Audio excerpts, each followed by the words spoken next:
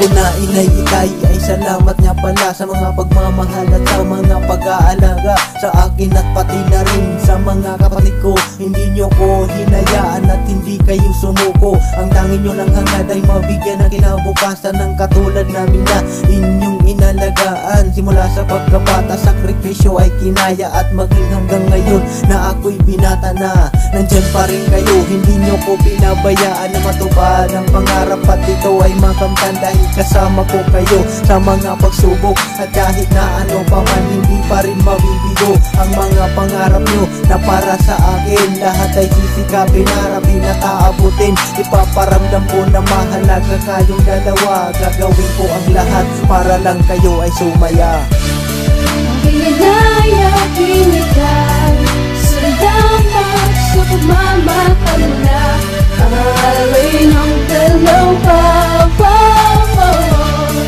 Salamat sa inyo, di nyo ako pinapaya at sa lahat ng problema ko. Sa kabila ng hirap, kayo ay nagsumikap upang bigyan ako ng magandang pangarap. Kayo ang dahilan kaya ako ay nandirito upang masaksihan ko itong mundo. Ipinakita nyo sa akin kung paano ba mabuhay sa pagmamahal na sa akin nyo ibinigay. Hindi kayo natilag sa kahit anong problema, maibigay nyo lang sa akin at ako ay sumaya. Ang mga gawain na sadyang hindi nagbago, wala kayong ibang ginawa kundi ang mahalin ako. Lahat ginagawa nyo para lang sa akin, hindi hadlang ang kahirapan para sa hangarin. Basta't sama-sama tayo sa kahit anong mangyari, lahat ay makakaya natin at lahat posible. Kayo ang pinakamahalaga para sa akin, ang pag-ibig yung dalawa para sa akin ay tatanggapin. Pinagaya, pinagay, salamat sa pagmamahal na alay ng dalawa.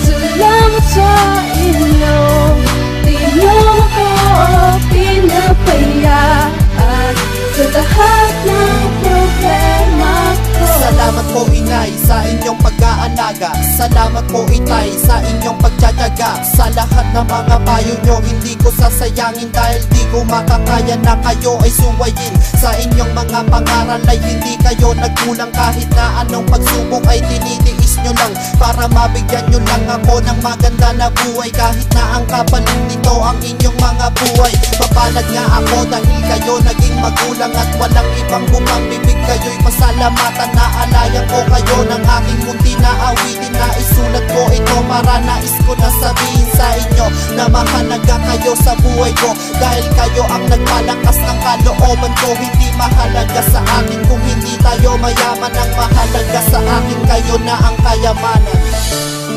Salamat po Nay, Tay, sa inyong pag-aalaga sa pang-araw-araw. Kayo ang gumagabay sa amin hanggang sa makatawid kami sa pagsubok. Lahat ng to, kayo ang dahilan kung bakit ko ito nalikha.